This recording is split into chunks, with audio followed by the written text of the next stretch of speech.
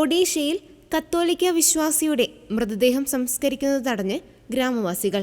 ഒഡീഷയിലെ ബാലസോർ രൂപതയിലുള്ള രംഗമതിയ ഗ്രാമത്തിൽ ചുദഹൻസ്ത എന്ന കത്തോലിക്ക വിശ്വാസിയുടെ മൃതദേഹമാണ് സംസ്കരിക്കാൻ അനുവദിക്കാതെ തടഞ്ഞുവച്ചത്.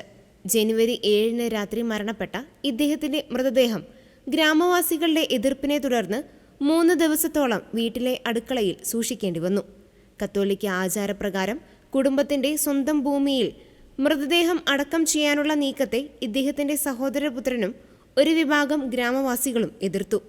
മൃതദേഹം ഗ്രാമത്തിൽ അടക്കം ചെയ്യാൻ പാടില്ലെന്നും അഥവാ അടക്കുകയാണെങ്കിൽ ഗോത്ര ആചാരപ്രകാരം ചെയ്യണമെന്നും ഗ്രാമവാസികൾ നിർബന്ധം പിടിച്ചു.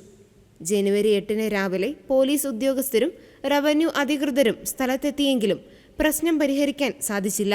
ഒടുവിൽ ജനുവരി 9 ഉച്ചയ്ക്ക് 2 മണിയോടെ പോലീസ് ഇടപെട്ട് വീട്ടിൽ നിന്നും ബലമായി മൃതദേഹം പുറത്തെടുത്തു.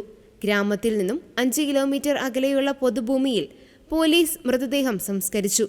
ഈ ഗ്രാമത്തിൽ കഴിഞ്ഞ 3 വർഷത്തിനിടെ 3ാമത്തെ തവണയാണ് കത്തോലിക്ക വിശ്വാസികളുടെ മൃതദേഹത്തോട് ഇത്തരത്തിൽ അനാദരവ് കാണിക്കുന്നത്. മുൻപ് 2024 2025 സമാനമായ രീതിയിൽ മറ്റ് 2 പേരുടെ മൃതദേഹങ്ങളും ഗ്രാമവാസികൾ തടഞ്ഞിരുന്നു.